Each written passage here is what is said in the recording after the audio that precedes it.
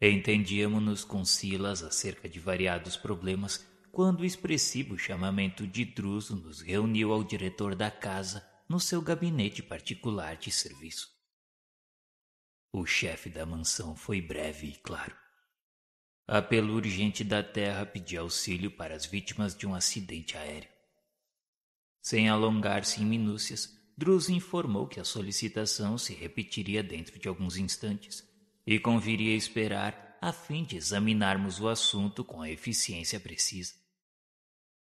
Com efeito, mal terminara o apontamento, e sinais algo semelhantes aos do telégrafo de Morse se fizeram notados em curioso aparelho. Druso ligou tomada próxima e vimos um pequeno televisor em ação, sob vigorosa lente, projetando imagens movimentadas em tela próxima, cuidadosamente encaixada na parede a pequena distância. Qual se acompanhássemos curta notícia em cinema sonoro, contemplamos surpreendidos a paisagem terrestre. Sob a crista de serra alcantilada e selvagem, destroços de grande aeronave guardavam consigo as vítimas do acidente. Adivinhava-se que o piloto, certamente enganado pelo traiçoeiro oceano de espessa bruma, não pudera evitar o choque com os picos graníticos que se salientavam na montanha, silenciosos e implacáveis, à maneira de medonhos torreões de fortaleza agressiva. Em pleno quadro inquietante, um ancião desencarnado de semblante nobre e digno formulava requerimento comovedor, rogando à mansão a remessa de equipe adestrada para a remoção de 6 das 14 entidades desencarnadas no doloroso sinistro. E enquanto Druso e Silas combinavam medidas para a tarefa assistencial, Hilário e eu olhávamos espantados o espetáculo inédito para nós ambos. A cena aflitiva parecia desenrolar-se ali mesmo. 8 dos desencarnados no acidente jaziam em posição de choque, algemados aos corpos, mutilados ou não. 4 gemiam jungidos aos próprios restos, e 2 deles, não obstante ainda enfaixados às formas rígidas, gritavam desesperados em crises de inconsciência. Contudo, amigos espirituais abnegados e valorosos velavam ali calmos e atentos. Figurando-se cascata de luz vertendo do céu, o auxílio do alto vinha solícito em abençoada torrente de amor. O quadro patético era tão real à nossa observação que podíamos ouvir os gemidos daqueles que despertavam desfalecentes, podíamos ouvir as preces dos socorristas e as conversações dos enfermeiros que consertavam providências à pressa. De alma confrangida, vimos desaparecer a notícia televisada, enquanto Silas cumpria as ordens do comandante da instituição com admirável eficiência. Em poucos instantes, diversos operários da casa puseram-se em marcha na direção do local minuciosamente descrito. Voltando ao gabinete em que lhe aguardávamos o retorno, Silas ainda se entendeu com o orientador por alguns minutos com respeito ao serviço em foco. Foi então que Hilário e eu indagamos se não nos seria possível a participação na obra assistencial que se processava, no que Druso paternalmente não concordou, explicando que o trabalho era de natureza especialíssima, requisitando colaboradores rigorosamente treinados. Cientes de que o generoso mentor poderia dispensar-nos mais tempo, aproveitamos o ensejo para versar a questão das provas coletivas. Hilário abriu o campo livre ao debate, perguntando respeitoso por que motivo era rogado o auxílio para a remoção de 6 dos desencarnados, quando as vítimas eram 14. Druso, no entanto, replicou em tom sereno e firme. André e Hilário, o socorro no avião que caiu é distribuído indistintamente. Contudo, não podemos esquecer que o desastre é o mesmo para todos os que tombaram, mas a morte é diferente para cada um.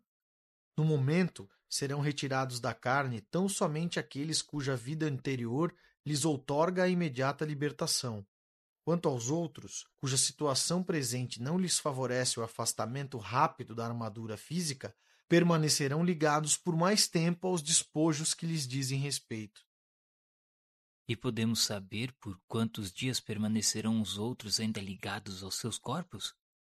Depende do grau de animalização dos fluidos que lhes retém o espírito à atividade corpórea. Alguns serão detidos por algumas horas, outros talvez por longos dias, quem sabe. Segundo Druso, corpo inerte nem sempre significa a libertação da alma. O gênero de vida que alimentamos no estágio físico dita as verdadeiras condições de nossa morte. Quanto mais chafurdamos o ser nas correntes de baixa ilusões, mais tempo gastamos para esgotar as energias vitais que nos aprisionam à matéria pesada e primitiva de que se nos constitui a instrumentação fisiológica, demorando-nos nas criações mentais inferiores a que nos ajustamos, nelas encontrando combustível para dilatados enganos nas sombras do campo carnal propriamente considerado. E quanto mais nos submetamos às disciplinas do espírito que nos aconselham equilíbrio e sublimação, mais amplas facilidades conquistaremos para a exoneração da carne em quaisquer emergências de que não possamos fugir por força dos débitos contraídos perante a lei. Assim é que morte física não é o mesmo que emancipação espiritual. Mas isso, no entanto, não quer dizer que os demais companheiros acidentados estarão sem assistência, embora coagidos à temporária detenção nos próprios restos. De modo algum, André. Ninguém vive desamparado. O amor infinito de Deus abrange o universo. Os irmãos que se demoram enredados em mais baixo teor de experiência física compreenderão gradativamente o socorro que se mostram capazes de receber. Todavia, não serão atraídos por criaturas desencarnadas de inteligência perversa, já que não podem ser resguardados de imediato?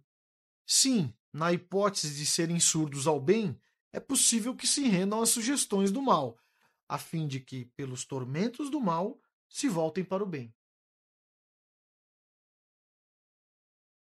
Nesse assunto, entretanto, disse-nos Druso, era preciso considerar que a tentação é sempre uma sombra a atormentar-nos a vida, de dentro para fora. A junção de nossas almas com os poderes infernais verifica-se em relação com o inferno que já trazemos dentro de nós. A explicação não poderia ser mais clara. Talvez por isso, algo desconcertado pelo esclarecimento direto, eu que não desejava perder a oportunidade de mais ampla conversação, perguntei humilde. Com licença, nobre instrutor, de certo não temos o direito de questionar qualquer determinação que lhe dimane da autoridade. Ainda assim, estimaria conhecer mais profundamente as razões pelas quais nos é defeso o trabalho de colaboração nos serviços pertinentes ao socorro nos resgates de conjunto. Não poderíamos, acaso, cooperar com os obreiros desta casa nas expedições de auxílio às vítimas de acidentes diversos, de modo a pesquisar as causas que os determinaram? Indiscutivelmente, a mansão, com as responsabilidades de que se encontra investida, desincumbir-se-á de trabalhos dessa espécie todos os dias. Druso corrigiu sem pestanejar, dizendo que não era todo dia, mas sim quase todos os dias. E fitando-nos de maneira estranha, aduziu que era imperioso observar, porém, que nós coletávamos materiais didáticos para despertamento de nossos irmãos encarnados, quase todos eles em fase importante de luta, no acerto de contas com a justiça divina. E analisando os resgates desta ordem, fatalmente seríamos compelidos à autópsia de situações e problemas suscetíveis de plasmar imagens destrutivas no ânimo de muitos daqueles que ambos se propuséssemos auxiliar. e esboçando o leve sorriso que lhe deixava transparecer a humildade que lhe adornava o espírito de Skoll, nos falou. Parece-me que não seríamos capazes de comentar um desastre de grandes proporções no campo dos homens sem lhes insuflar o vírus do medo, tantas vezes portador do desânimo e da morte. A palavra do orientador serena e evangélica reajustava-nos os impulsos menos edificantes. Inegavelmente a terra jaz repleta de criaturas tanto quanto nós, algemadas a escabrosos compromissos, carentes de ação contínua para o necessário reequilíbrio. Não seria justo atormentá-las com pensamentos de temor e flagelação, quando, através do bem sentido e praticado, podemos a cada hora arredar de nossos horizontes as nuvens de sofrimentos prováveis. Assinalando-nos a atitude inequívoca de compreensão e de obediência, como não podia deixar de ser, o chefe da instituição continuou em tom afável, dizendo que, se fôssemos analisar as origens da provação a que se acolheram os acidentados de hoje, surpreenderíamos de certo delinquentes que em outras épocas atiraram irmãos indefesos do cimo de torres altíssimas para que seus corpos se espatifassem no chão. Surpreenderíamos também companheiros que em outro tempo cometeram hediondos crimes sobre o dorso do mar, pondo a pique existências preciosas, ou suicidas que se despenharam de arrojados edifícios ou de picos agrestes em supremo atestado de rebeldia perante a lei, os quais, por enquanto, somente encontraram recurso em tão angustioso episódio para transformarem a própria situação. Quantos milhares de irmãos encarnados possuímos nós, em cujas contas com os tribunais divinos figuram débitos desse jaez. Entretanto, não desconhecemos que nós, consciências endividadas, podemos melhorar nossos créditos todos os dias. Quantos romeiros terrenos em cujos mapas de viagem constam surpresas terríveis e são amparados devidamente para que a morte forçada não lhes assalte o corpo em razão dos atos louváveis a que se afeiçoou. Quantas intercessões da prece ardente conquistam moratórias oportunas para pessoas cujo passo já resvala no cairel do sepulcro. Se analisarmos, podemos observar também quantas intercessões da prece ardente conquistam moratórias oportunas para pessoas cujo passo já resvala no cairel do sepulcro. Quantos deveres sacrificiais granjeiam para a alma que os aceita de boa mente preciosas vantagens na vida superior, onde providências se improvisam para que se lhes amenizem os rigores da provação necessária. Exemplificou ainda o amado instrutor, que bem sabemos que se uma onda sonora encontra outra, de tal modo que as cristas de uma ocorram nos mesmos pontos dos vales da outra, esse meio, em consequência, aí não vibra, tendo-se como resultado o silêncio. Assim é que, gerando novas causas com o bem praticado hoje, podemos interferir nas causas do mal praticado ontem, neutralizando-as e reconquistando com isso o nosso equilíbrio. Desse modo, é mais justo incentivarmos o serviço do bem através de todos os recursos ao nosso alcance. A caridade e o estudo nobre, a fé e o bom ânimo, o otimismo e o trabalho, a arte e a meditação construtiva constituem temas renovadores cujo mérito não será lícito esquecer na reabilitação de nossas ideias e, consequentemente, de nossos destinos. Nesse instante, entregara-se o chefe à mais longa pausa, e, movido pelo propósito de aprender, indaguei de Druso se ele mesmo não teria acompanhado algum processo de resgate coletivo em que os espíritos interessados não teriam outro recurso senão a morte violenta como remate aos dias do corpo denso. Druso nos disse que guardava em sua experiência alguns casos expressivos, que seria justo relacionar. No entanto, reportaria ali simplesmente a um deles, pois nossas obrigações eram inadiáveis. E depois de momentos rápidos em que naturalmente apelava para a memória, comentou benevolente que há 30 anos desfrutou o convívio de 2 benfeitores, a cuja abnegação muito devia naquele poço de luz. Ascânio e Lucas eram seus nomes. Assistentes respeitados na esfera superior, integravam a equipe de mentores valorosos e amigos. Quando os conheceu em pessoa, já haviam despendido vários lustros no amparo aos irmãos transviados e sofredores. Cultos e enobrecidos eram companheiros infatigáveis em nossas melhores realizações. Acontece, porém, que depois de largos decênios de luta nos prélios da fraternidade santificante, suspirando pelo ingresso nas esferas mais elevadas para que se lhes expandissem os ideais de santidade e beleza, não demonstravam a necessária condição específica para o voo anelado. Totalmente absortos no entusiasmo de ensinar o caminho do bem aos semelhantes, não cogitavam de qualquer mergulho no pretérito. Por isso que muitas vezes, quando nos fascinamos pelo esplendor dos cimos, nem sempre nos sobra disposição para qualquer vistoria aos nevoeiros do vale. Dessa forma passaram a desejar ardentemente a ascensão, sentindo-se algo desencantados pela ausência de apoio das autoridades que lhes não reconheciam o mérito imprescindível.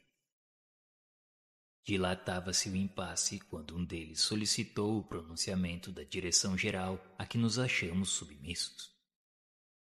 O requerimento encontrou o curso normal até que, em determinada fase, ambos foram chamados a exame devido. A posição imprópria que lhes era característica foi carinhosamente analisada por técnicos do plano superior que lhes reconduziram a memória a períodos mais recuados no tempo.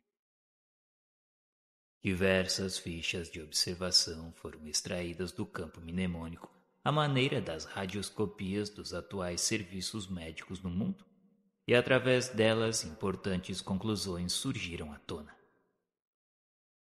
Em verdade, Ascânio e Lucas possuíam créditos extensos adquiridos em quase 5 séculos sucessivos de aprendizado digno, somando as 5 existências últimas nos círculos da carne e as estações de serviço espiritual nas vizinhanças da arena física.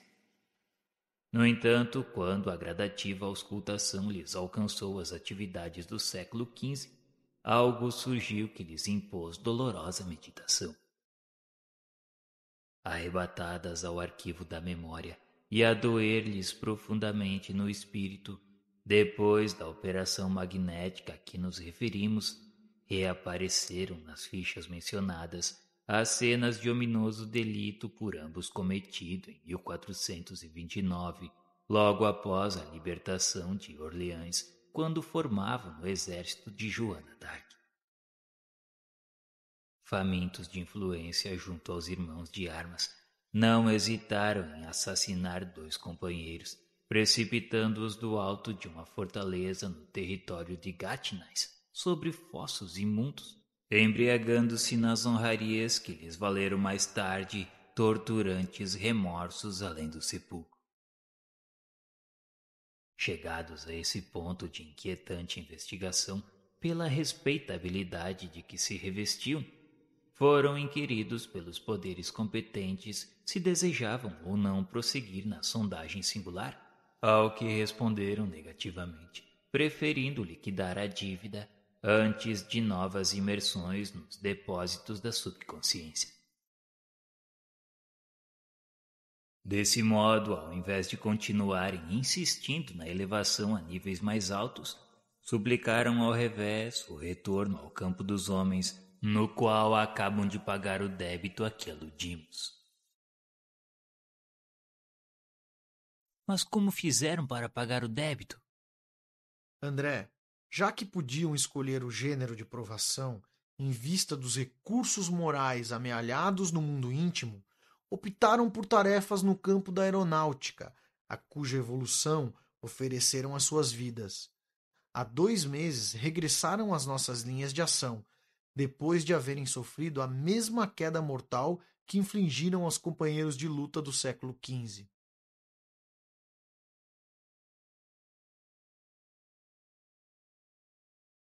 Eu estava impressionado e perguntei a ele, Druso, se ele havia visitado nos preparativos da reencarnação agora terminada. Sim, disse ele, por várias vezes os visitou antes da partida.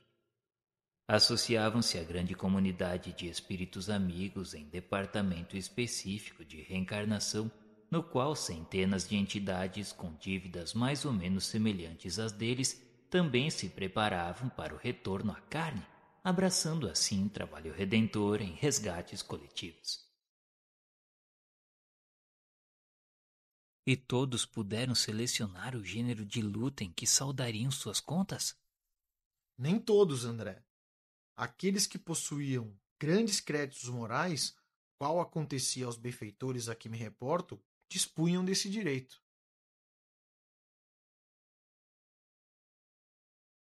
Assim é que muitos vi, continuou Druso, habilitando-se para sofrer a morte violenta em favor do progresso da aeronáutica e da engenharia, da navegação marítima e dos transportes terrestres, da ciência médica e da indústria em geral, verificando, no entanto, que a maioria, por força dos débitos contraídos e consoante os ditames da própria consciência, não alcançava semelhante prerrogativa, cabendo-lhe aceitar sem discutir amargas provas na infância, na mocidade ou na velhice, através de acidentes diversos, desde a mutilação primária até a morte, de modo a redimir-se de faltas graves. Nesse instante, Hilário, um tanto surpreendido, perguntou sobre os pais. Em que situação surpreenderíamos os pais dos que deveriam ser imolados ao progresso ou na justiça, na regeneração de si mesmos? A dor deles não seria devidamente considerada pelos poderes que nos controlam a vida? E Druso sabiamente respondeu, como não? As entidades que necessitam de tais lutas expiatórias são encaminhadas aos corações que se acumpliciaram com elas em delitos lamentáveis no pretérito distante ou recente, ou ainda aos pais que faliram junto dos filhos em outras épocas, a fim de que aprendam na saudade cruel e na angústia inominável o respeito e o devotamento à honorabilidade e o carinho que todos devemos na terra ao instituto da família. A dor coletiva é o remédio que nos corrige nas falhas mútuas. Nesse instante estabelecera-se longa pausa. A lição como que nos impelia a rápidos mergulhos no mundo de nós mesmos. Mas eu, contudo, insatisfeito como sempre, perguntei um tanto inquieto. Instrutor amigo, imaginemos que Ascânio e Lucas, após a vitória de que nos dá notícia, continuem anelando a subida aos planos mais altos. Precisarão eles, para isso, de nova consulta ao passado? Caso não demonstrem a condição específica indispensável, serão novamente submetidos a justa análise para o exame e seleção de novos resgates que se façam precisos. Mas isso quer dizer que ninguém se eleva ao céu sem quitação com a terra. Será mais lícito afirmar que ninguém se eleva a pleno céu sem plena quitação com a terra, porquanto a ascensão gradativa pode verificar-se, não obstante, invariavelmente condicionada aos nossos merecimentos nas conquistas já feitas. Druso encerrou os apontamentos, dizendo que os princípios de relatividade são perfeitamente cabíveis no assunto. Quanto mais céu interior na alma através da sublimação da vida, mais ampla incursão da alma nos céus exteriores, até que se realize a suprema comunhão dela com Deus, nosso Pai.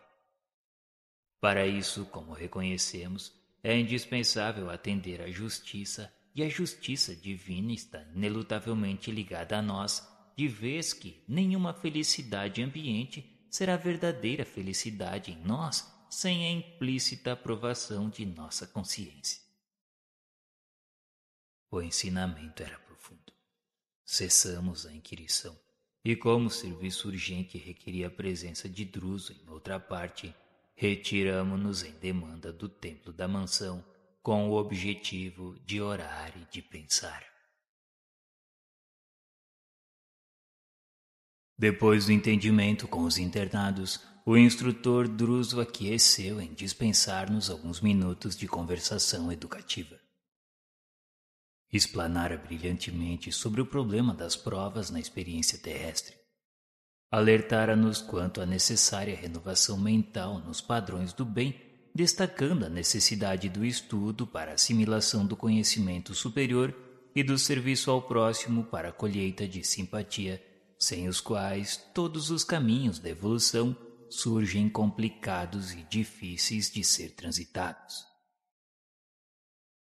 Junto dele, enquanto prelecionava, fora colocado singular escultura, uma estátua notável reproduzindo o corpo humano, transparente aos nossos olhos, a qual apenas faltava o sopro espiritual para revelar-se viva. Patenteavam-se ali à nossa visão todos os órgãos e apetrechos do carro físico, sob a proteção do sistema nervoso e do sistema sanguíneo. O coração, à maneira de um grande pássaro no ninho das artérias enrodilhadas na árvore dos pulmões, o fígado à feição de um condensador vibrante, o estômago e os intestinos como digestores técnicos e os rins quais aparelhos complexos de filtragem convidavam-nos a profunda admiração. Contudo, nosso maior interesse concentrava-se no sistema endócrino, no qual as glândulas se salientavam por figurações de luz. A epífise, a hipófise, a tireoide, as paratireoides, o timo, as suprarrenais, o pâncreas e as bolsas genésicas caracterizavam-se perfeitas sobre o fundo vivo dos centros perispirituais que se combinavam um com os outros em sutilíssimas ramificações nervosas singularmente ajustadas através dos plexos, emitindo cada centro irradiações próprias, constituindo-se o conjunto num todo harmônico que nos impelia à contemplação estática. Percebendo-nos a surpresa, o chefe da casa disse bondoso: Habitualmente, convidamos a atenção de nossos internados para os veículos de nossas manifestações, mostrando-lhes quanto é possível a correspondência entre nossos estados espirituais e as formas de que nos servimos. É indispensável compreendermos que todo mal por nós praticado conscientemente expressa, de algum modo, lesão em nossa consciência, e toda lesão dessa espécie determina distúrbio ou mutilação no organismo que nos exterioriza o modo de ser. Em todos os planos do universo, somos espírito e manifestação, pensamento e forma. Eis o motivo porque no mundo a medicina há de considerar o doente como um todo psicossomático, se quiser realmente investir-se na arte de curar. E tocando a bela escultura à nossa vista, continuou Druso dizendo que, da mente clareada pela razão, sede dos princípios superiores que governam a individualidade, partem as forças que asseguram o equilíbrio orgânico por intermédio de raios ainda inabordáveis à perquirição humana. Raios esses que vitalizam os centros perispiríticos, em cujos meandros se localizam as chamadas glândulas endócrinas, que a seu turno despendem recursos que nos garantem a estabilidade do campo celular. Como é óbvio nas criaturas encarnadas, esses elementos se consubstanciam nos hormônios diversos que atuam sobre todos os órgãos do corpo físico através do sangue. O homem comum que já conhece a tiroxina e a adrenalina, energias fabricadas pela tireoide e pelas suprarrenais, com influência decisiva no trabalho circulatório, nos nervos e nos músculos, não ignora que todas as demais glândulas de secreções internas produzem recursos que decidem sobre a saúde e enfermidade, equilíbrio e desequilíbrio nos indivíduos encarnados. Ora, em substância, como é fácil de ver, todos os estados acidentais das formas de que nos utilizamos no espaço e no tempo dependem assim do comando mental que nos é próprio. É por isso que a justiça, como sendo o instituto fundamental de ordem na criação, começa invariavelmente em nós mesmos, em toda e qualquer ocasião que lhe defraudemos os princípios. A evolução para Deus pode ser comparada a uma viagem divina. O bem constitui sinal de passagem, livre para os cimos da vida superior, enquanto que o mal significa sentença de interdição, constrangendo-nos a paradas mais ou menos difíceis de reajuste.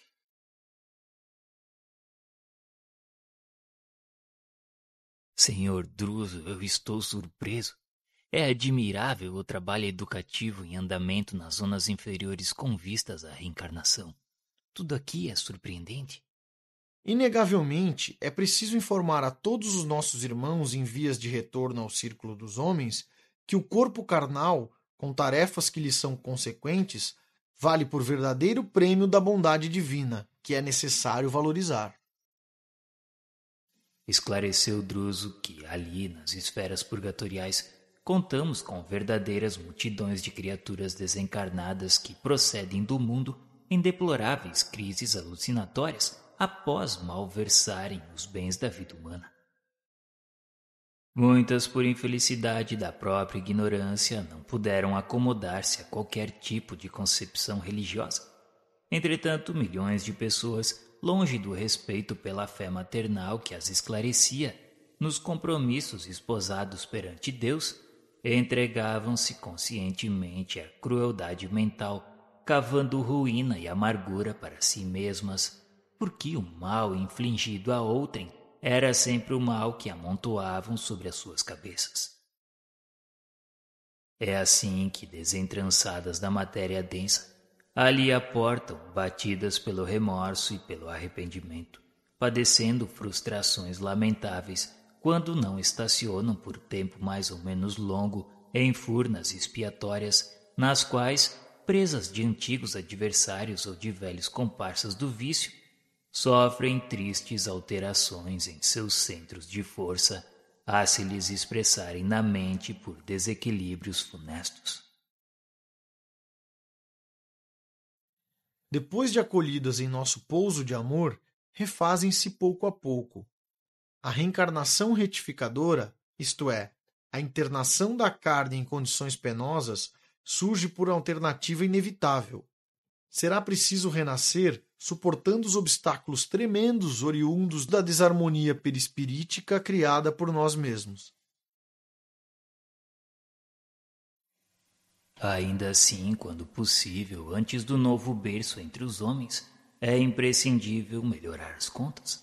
Daí o motivo por que instituições qual aquela que estávamos estudando funcionam em vários campos das regiões inferiores que na velha teologia equivalem a regiões infernais. O que, porém, existe de fato é o imenso umbral situado entre a terra e o céu. Este umbral é uma dolorosa região de sombras erguida e cultivada pela mente humana, em geral rebelde e ociosa, desvairada e enfermiça. Os companheiros desencarnados que despertam devagarinho para a responsabilidade de viver, encarando face a face o imperativo do renascimento difícil no mundo, passam a trabalhar ali laboriosamente, vencendo óbices terríveis e superando tempestades de toda a sorte, para a conquista dos méritos que descuraram durante a permanência no corpo, de modo a implantarem no próprio espírito os valores morais de que não prescindem para a sustentação de novas e abençoadas lutas no plano material. Nesse instante, Druso, mostrando o olhar coruscante de entendimento e carinho, a feição do professor emérito e bondoso que deseja o progresso dos aprendizes, fez longa pausa e perguntou-nos: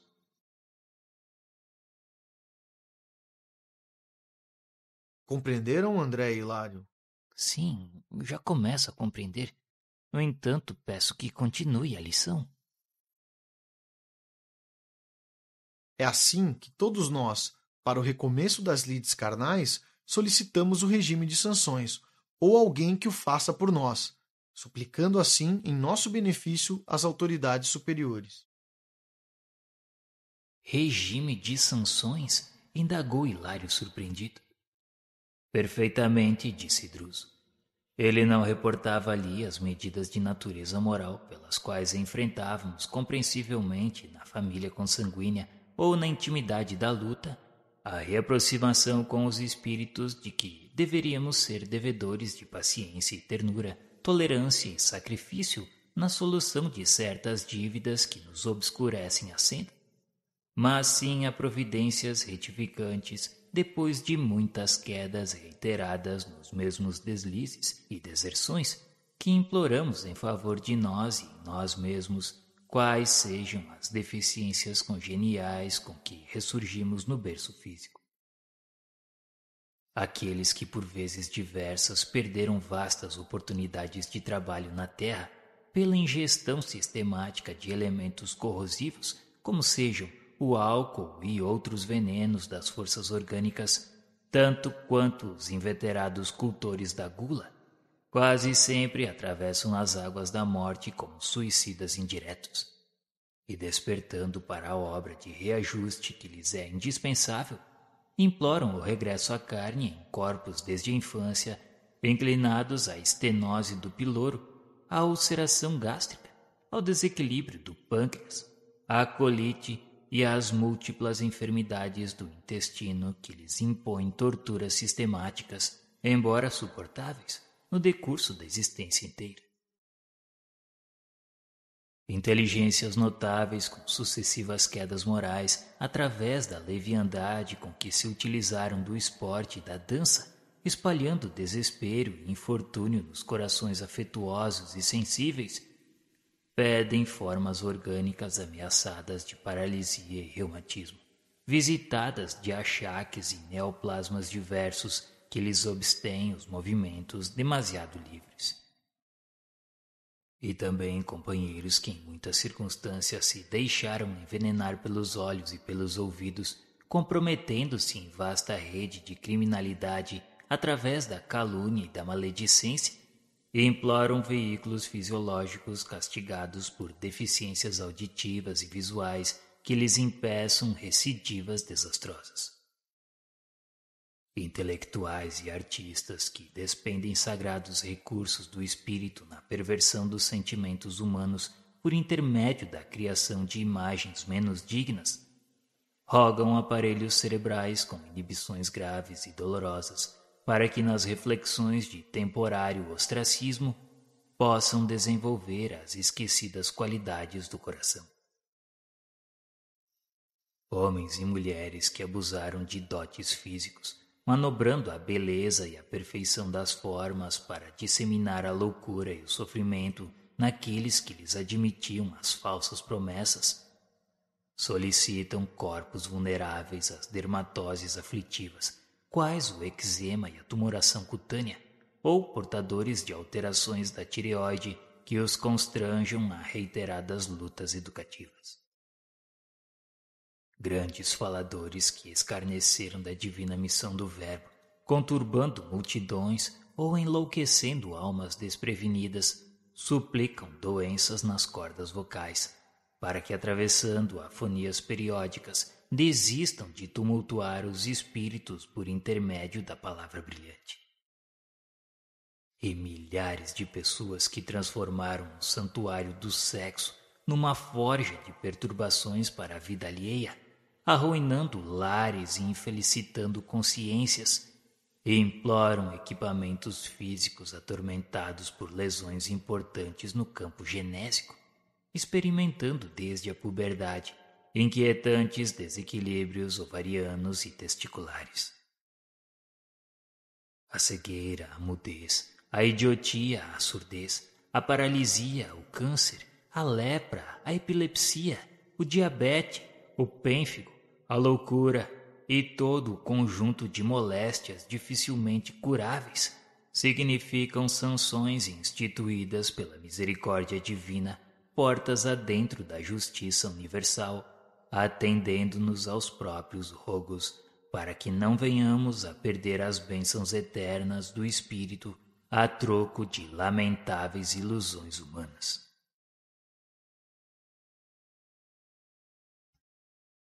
Mas existem, Sr. Druso, institutos especiais que providenciem, por exemplo, as irregularidades orgânicas pedidas para a reencarnação? Sim, André. A bondade do Senhor é infinita e permite-nos a graça de suplicar os impedimentos a que nos referimos, porque o reconhecimento de nossas fraquezas e transgressões nos faz imenso bem ao espírito endividado. A humildade, em qualquer situação, acende luz em nossas almas, gerando em torno de nós abençoados recursos de simpatia fraterna. Entretanto, continuou o instrutor, ainda mesmo que não pedíssemos a aplicação das penas de que necessitamos, nossa posição não se modificaria, porquanto a prática do mal opera lesões imediatas em nossa consciência, que entrando em condição desarmônica, desajusta ela própria os centros de força em que se mantém. Desse modo, os nossos institutos de trabalho para a reencarnação colaboram para que todos venhamos a receber a vestimenta carnal merecida. Mas então, Sr. Druso, de que vale a súplica, rogando essa ou aquela medida atinente à nossa reeducação? Por favor, não formule semelhante problema. A prece, no sentido a que aludimos, é sempre um atestado de boa vontade e compreensão, no testemunho da nossa condição de espíritos devedores. Sem dúvida, não poderá modificar o curso das leis, diante das quais nos fazemos réus sujeitos a penas múltiplas, mas renova-nos o modo de ser, valendo não só como abençoada plantação de solidariedade em nosso benefício, mas também como vacina contra a reincidência no mal. Além disso, a prece faculta-nos a aproximação com os grandes benfeitores que nos presidem os passos, auxiliando-nos a organização de novo roteiro para a caminhada segura. Com licença, querido instrutor. Depois de essas elucidações, podemos concluir que conduzimos conosco os remanescentes de nossas faltas que nos partilham o renascimento na máquina fisiológica como raízes congeniais dos males que nós mesmos plantamos. Perfeitamente, André. Nossas disposições para com essa ou aquela enfermidade no corpo terrestre representam zonas de atração magnética que dizem de nossas dívidas diante das leis eternas, exteriorizando-nos as deficiências do espírito.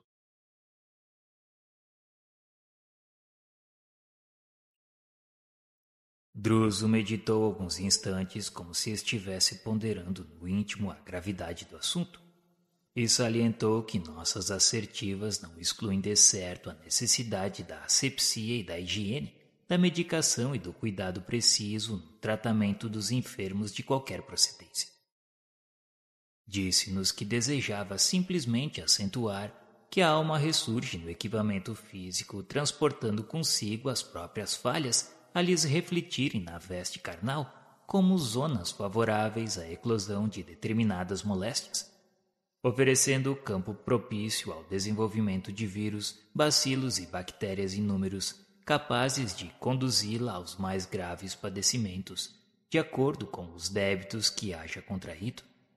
Mas também carrega consigo as faculdades de criar no próprio cosmo orgânico todas as espécies de anticorpos, imunizando-se contra as exigências da carne, faculdades essas que pode ampliar consideravelmente pela oração, pelas disciplinas retificadoras a que se afeiçoe, pela resistência mental ou pelo serviço ao próximo com que atrai preciosos recursos em seu favor. Por isso, não podemos esquecer que o bem é o verdadeiro antídoto do mal.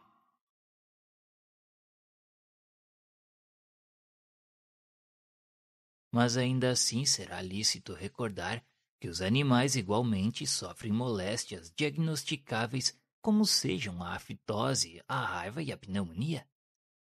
Exatamente, assim como as plantas experimentam enfermidades peculiares reclamando adubos ou fungicidas. Dessa forma, a dor é ingrediente dos mais importantes na economia da vida em expansão.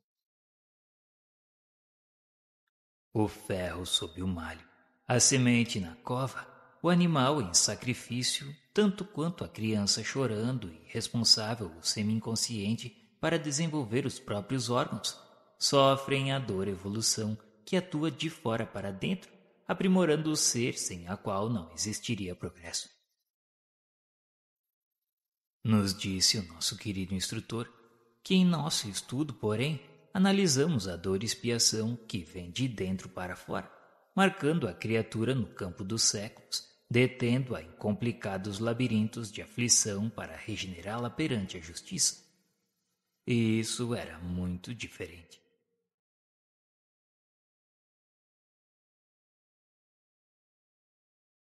Eu nunca havia pensado em semelhantes conceitos.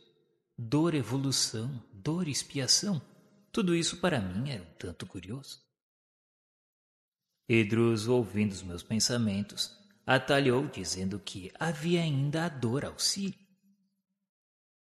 Perguntei como poderia ser uma dor auxílio. E ele, percebendo a surpresa que me estampava no rosto, esclareceu que em muitas ocasiões, no decurso da luta humana, nossa alma adquire compromissos vultuosos nesse ou naquele sentido. Habitualmente logramos vantagens em determinados setores da experiência, mas perdemos em outros. Às vezes interessamos-nos vivamente pela sublimação do próximo, olvidando a melhoria de nós mesmos. É assim que, pela intercessão de amigos devotados à nossa felicidade e à nossa vitória, recebemos a bênção de prolongadas e dolorosas enfermidades no envoltório físico, seja para evitarmos a queda no abismo da criminalidade, seja mais frequentemente para o serviço preparatório da desencarnação, a fim de que não sejamos colhidos por surpresas arrasadoras na transição da morte.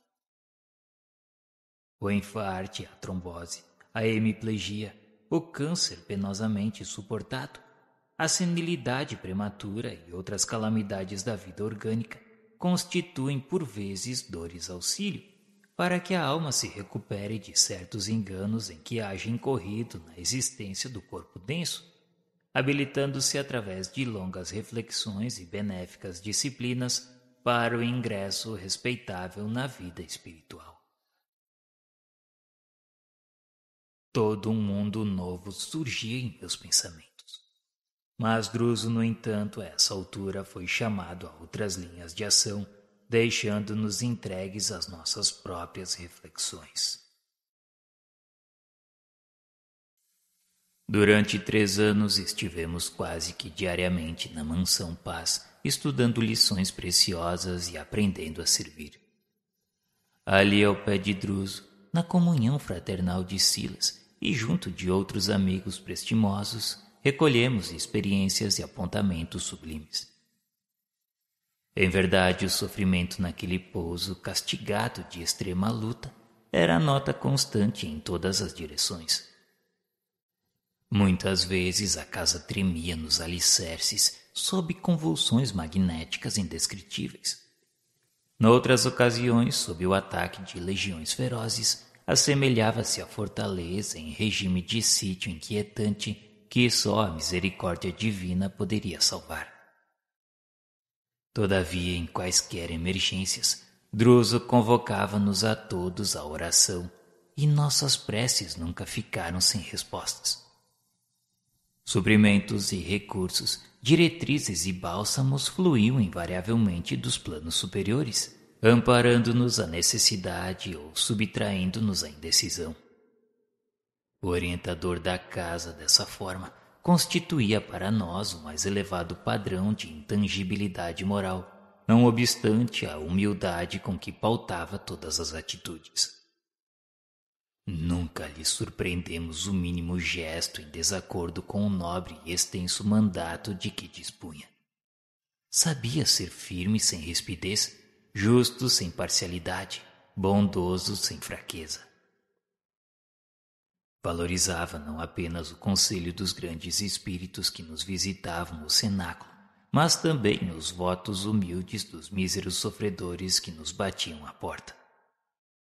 Mantinha amorosa reverência diante dos supervisores da mansão e cujos avisos atendia presto, tanto quanto mostravam melhor carinho no desvelo incessante em favor dos infelizes que nos rogavam concurso e entendimento. Desdobrava-se. Não se circunscrevia ao venerável mistério do administrador central, a quem devíamos homenagem constante. Era o conselheiro devotado de todos os assessores, o médico dos internados, o mentor das expedições e o enfermeiro tolerante e simples, sempre que as circunstâncias o exigissem. Contudo, onde lhe notávamos a mais impressionante assiduidade, era justamente à cabeceira dos desditosos irmãos recolhidos nos tenebrosos desfiladeiros em que se situava a instituição. Noite a noite, sempre que desejássemos, podíamos acompanhar-lhe os serviços magnéticos junto de Silas, identificando criaturas infortunadas que, a se desvairarem nas sombras, haviam perdido a noção de si mesmas, dementadas pela viciação ou transtornadas pelo próprio desespero. Era sempre doloroso encarar os companheiros disformes e irreconhecíveis que a flagelação mental ensandecera. Por mais de uma vez, Hilário e eu desfizéramos em pranto à frente daquelas torvas fisionomias que o extremo desequilíbrio imobilizava em terrível prostração ou amotinava em crises de loucura. Druso, porém, inclinava-se sobre todos os infelizes sempre com a mesma ternura. Depois da oração costumeira, articulava operações magnéticas assistenciais e logo após, com a devida segurança, interrogava os recém-recolhidos enquanto fixávamos anotações diversas atinentes à colaboração que nos cabia desenvolver. 2, 3, 4 horas despendia ele pessoalmente cada noite no trabalho socorrista que considerava sagrado, sem que nenhum dos companheiros encontrasse a menor oportunidade de substituí-lo. À exceção dele, todos nós revezávamos na cooperação solicitada ou espontânea no serviço de amparo e consulta aos irmãos que o mergulho indiscriminado nas sombras havia enlouquecido. Foi assim que, certa noite para nós inesquecível, pobre mulher cadaverizada foi trazida pelos enfermeiros à sala de nossas atividades habituais para o socorro necessário. O corpo seviciado que imundos trapos mal cobriam, as mãos cujos dedos terminavam em formas de garras e o semblante completamente alterado por terrível hipertrofia, falavam sem palavras dos longos tormentos de que fora vítima. Embora preliminarmente atendida pela enfermagem da mansão, a infortunada criatura exalava nauseante bafim. Druso, no entanto, qual acontecia noutros casos, afagava-lhe a fronte com paternal carinho. Fim da prece com que assinalava o início da tarefa assistencial, começou a aplicação de passes, acordando-lhe as energias. Em seguida, notando que fundos gemidos se lhe exteriorizavam do peito, o abnegado amigo concentrou seus potenciais de força magnética no cérebro da infeliz, que começou a mover-se subitamente reanimada. Via-se claramente que Druso interferira no córtex encefálico, incentivando ao necessário despertamento. Foi então que a boca hirta, arrastada hipnoticamente a movimentação, descerrou-se de leve e exclamou: Druso, Druso, por favor, compadece-te de mim. Surpreendidos, vimos o chefe da mansão cambalear, quase desfalecente, qual se fora atingido por invisíveis raios de angústia e morte. Mas a estupefação não atingira tão somente. Silas, fazendo-se lívido, avançou para ele, enlaçando-lhe o busto, como se lhe temesse a queda inevitável. Algo de estranho ocorria, cujo sentido de pronto não conseguíamos perceber. Buscando dominar-se, o venerável diretor ergueu os olhos lúcidos para o alto em pranto mudo, invocando a inspiração divina na linguagem da prece silenciosa em que a alma se comunica particularmente com Deus. E após momentos rápidos, perguntou à infeliz o que ela tinha a dizer.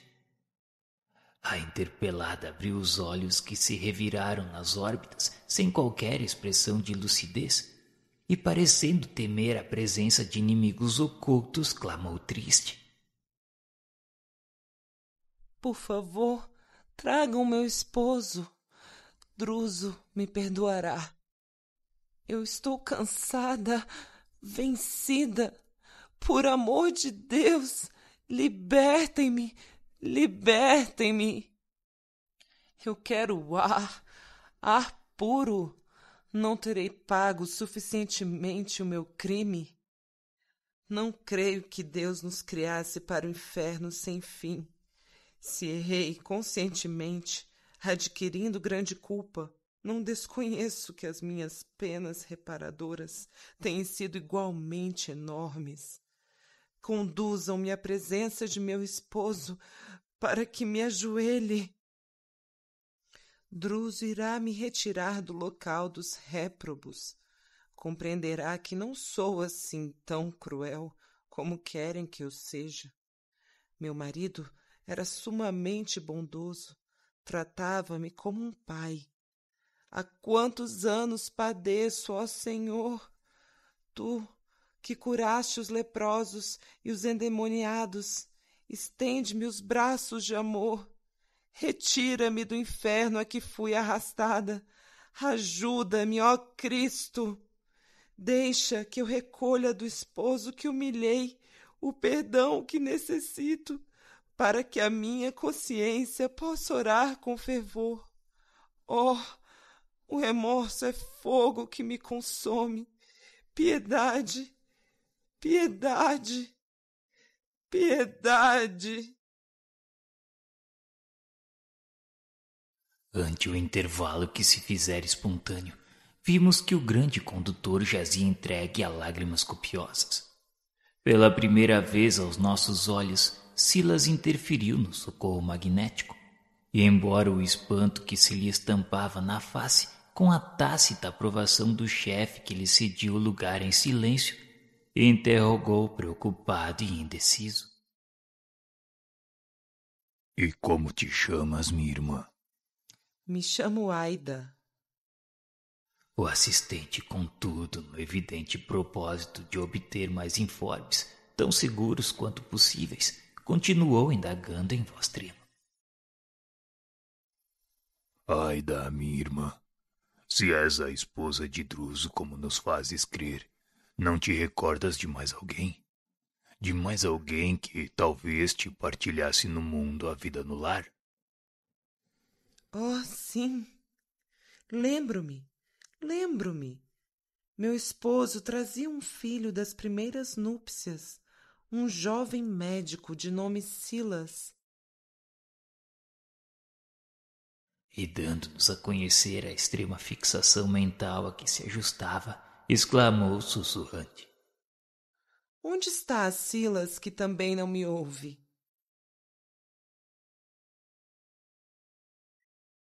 A princípio, contrariava-se com a minha presença. Entretanto, com o tempo, tornou-se-me um filho do coração, condescendente amigo. Silas, sim. Mas quem me fez recordar o passado?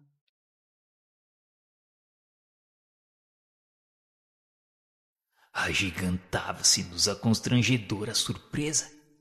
Ambos os socorristas caíram de joelhos em pranto insofreável. Num átimo entendemos tudo, rememorando a noite inovidável em que Silas algo nos falara de sua história comovente. A pobre dementada era Aida, a madrasta sofredora. Somente agora percebíamos que o instrutor e o assistente haviam sido entre os homens pai e filho. Daí a discreta intimidade com que se associavam automaticamente em todos os serviços. De certo, pensei, haviam abraçado a aflitiva missão naquele perseguido instituto de caridade, não apenas atendendo aos desencarnados infelizes, mas também com elevados objetivos do coração. Entretanto, não consegui divagar muito tempo, de vez que Druso, num gesto enternecedor, recolheu a infortunada criatura nos braços generosos.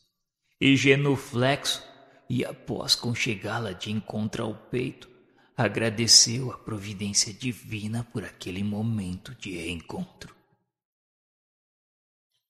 Obrigado, Senhor. Os penitentes como eu encontram igualmente o seu dia de graças. Agora que me devolves ao coração criminoso a companheira que envenenei no mundo, dá-me forças para que eu possa erguê-la do abismo de sofrimento a que se precipitou por minha culpa.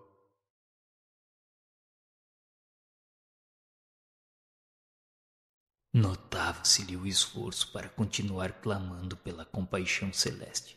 Mas naquele instante, os soluços embargaram-lhe de todo a voz, enquanto o vasto jorro de safirina luz fluía do teto como se a infinita bondade respondesse de imediato à comovente súplica.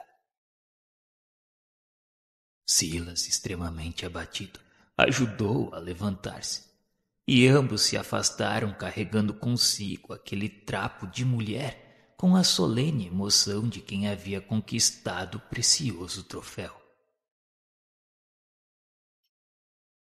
Informados de que o serviço magnético não teria prosseguimento naquela noite, retiramo-nos para o nosso aposento particular, confiando-nos ao estudo das nossas impressões.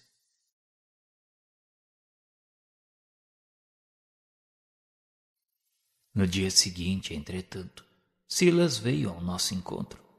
Tocava-se de alegria misteriosa de quem solucionara um problema longamente sofrido. E lembrando-nos o estudo da lei de causa e efeito, explicou-se rápido. Druso e ele tinham sido realmente pai e filho na existência última, e tendo ambos recebido a necessária permissão para trabalhar em busca de Aida, cuja perda haviam provocado, devotavam-se ao serviço da mansão sob o beneplácito de amigos do plano superior. Ao preço de tremendas lutas na própria recuperação, chegaram a conquistar amizades sólidas e experiências notáveis. Contudo, a recordação da jovem sacrificada constituía-lhes envenenado acúlio nos refolhos do ser. Assim era que, para mais ampla elevação na luz divina, necessitavam ressarcir o infamante débito. E acentuava Silas esperançoso com ignota ventura a luzir-lhe no olhar.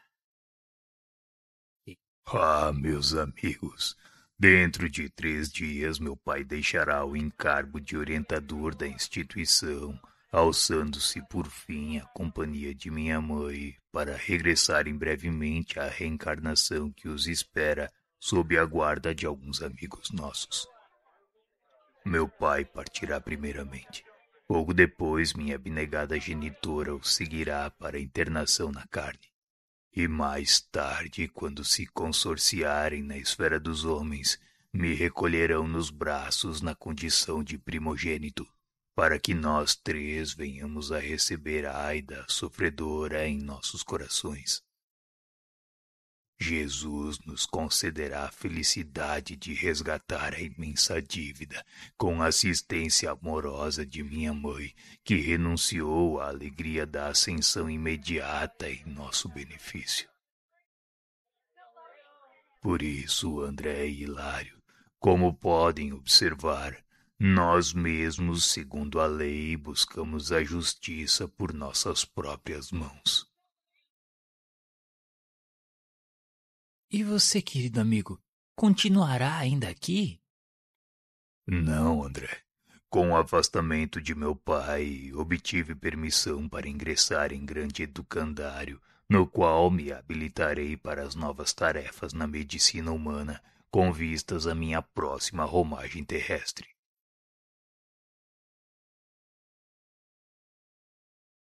Este comunicado alterava-nos o programa. Convinha de nossa parte encerrar os estudos na generosa instituição, porquanto Druso e Silas, desde a primeira hora, haviam sido ali nosso apoio claro e fiel.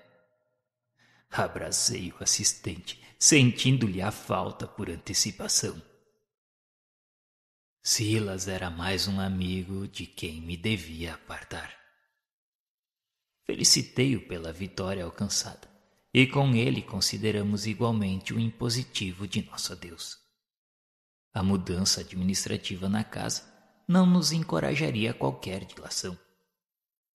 Para nós também a partida fazia-se inadiável.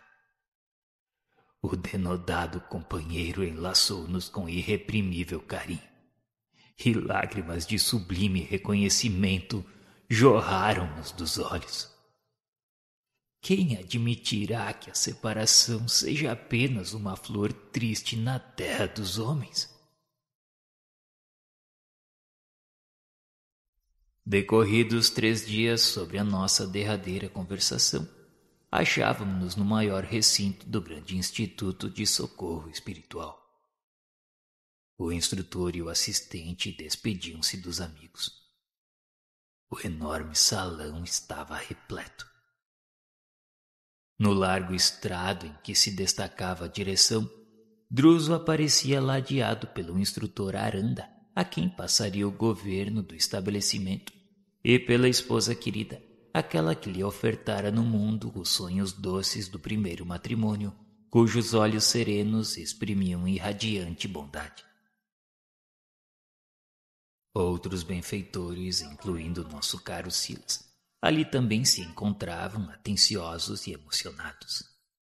Na multidão dos ouvintes estávamos nós, renteando com os assessores e funcionários do grande hospital e escola, ao pé de mais de 300 internados. Todos os enfermos, abrigados e servidores vinham trazer a Druso preciosos testemunhos de reconhecimento. As manifestações comovedoras multiplicavam-se incessantes. E enquanto música leve nascia de instrumentos ocultos, espalhando-se em surdina, todos os doentes em fila movimentada queriam dizer uma palavra ao abnegado instrutor que os acolhera generoso. Velhinhos trêmulos abençoavam-lhe o nome.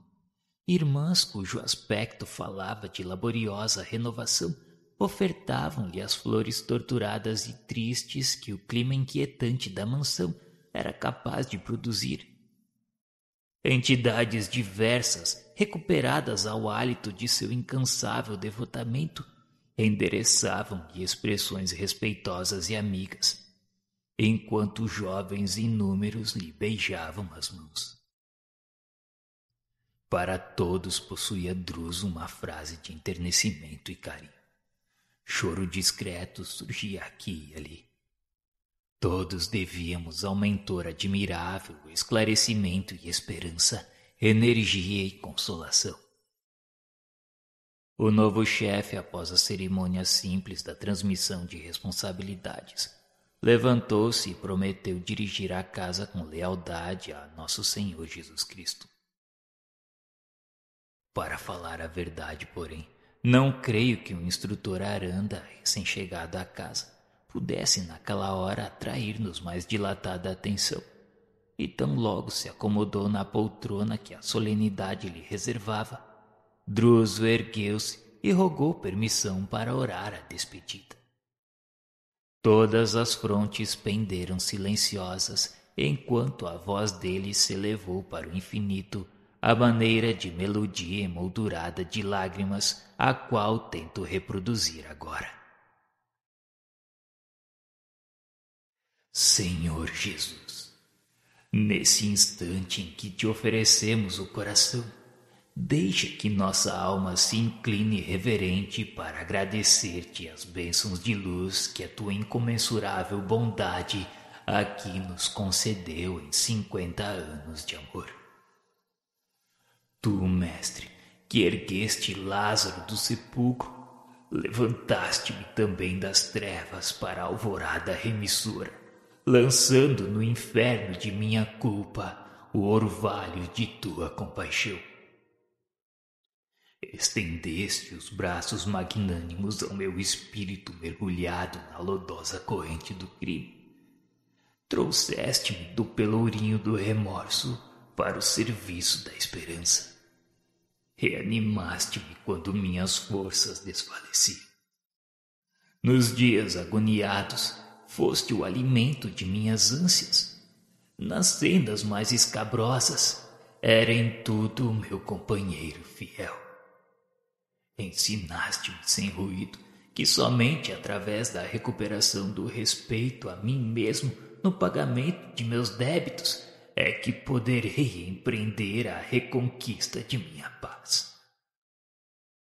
E confiaste-me, Senhor, o trabalho neste pouso restaurador, como assistência constante de tua benevolência infinita, a fim de que eu pudesse avançar das sombras da noite para o fulgor de novo dia. Agradeço-te, pois, os instrutores que me deste, a cuja devoção afetuosa tão pesado tenho sido. Agradeço os companheiros generosos que tantas vezes me suportaram as exigências, e os irmãos enfermos que tantos ensinamentos preciosos me trouxeram ao coração. E agora, Senhor, que a esfera dos homens me descerrará de novo as portas, acompanha-me por acréscimo de misericórdia com a graça de tua bênção. Não permitas que o reconforto do mundo me faça esquecer-te e constrange-me ao convívio da humildade para que o orgulho não me sufoque. Dá-me a luta edificante por mestra do meu resgate e não retires o teu olhar de sobre os meus passos, ainda que para isso deva ser o sofrimento constante a marca de meus dias. E, se possível, deixa que os irmãos desta casa me amparem com os seus pensamentos em orações de auxílio, para que no pedregoso caminho da regeneração de que careço, não me canse de louvar-te o excelso amor para sempre. Calou-se Druso em pranto. No recinto choviam pequenos flocos luminescentes, à maneira de estrelas minúsculas que se desfaziam de leve nos tocando a fronte. Lá fora gritava a tempestade em convulsões terríveis. Cá dentro, todavia, reinava em nós a certeza de que, além da faixa das trevas, o céu ilimitado resplendia eternamente em luz. Reunimo-nos às filas e juntos abeiramo-nos do abnegado instrutor para as últimas saudações, porque também nós, Hilário e eu, deveríamos partir, já que a nossa tarefa estava encerrada.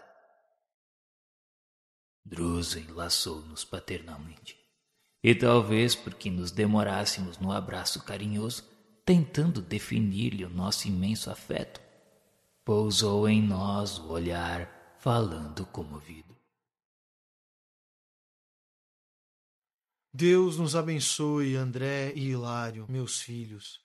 Um dia nos reencontraremos de novo. Hilário e eu não conseguimos dizer nada, tal a emoção que nos dominava naquele instante. Apenas beijamo-lhe a destra em profundo silêncio, porque somente as lágrimas poderiam algo dizer de nossa gratidão e do nosso enternecimento no adeus inesquecível. Ação e reação, causa e efeito, luz e treva, som e silêncio. Somos nós mesmos expurgando, lapidando o diamante precioso de nossa evolução. Ninguém é tão mau a ponto de permanecer jungido a eterno sofrimento. A sabedoria divina sempre nos mostra uma chance de ser útil e servir. E a cada dia nos concede uma página nova no livro do tempo. Porém, o que colocarmos nela corre por nossa conta. Por isso, não há efeito sem causa. Quem planta flores, colhe flores e perfuma-se. E quem cultiva espinho, cedo ou tarde acaba se ferindo.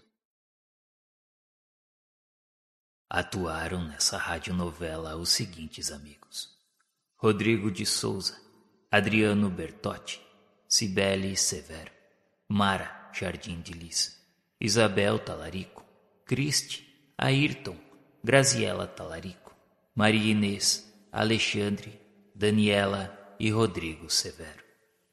Queremos agradecer aos ouvintes e todos que de alguma forma colaboraram.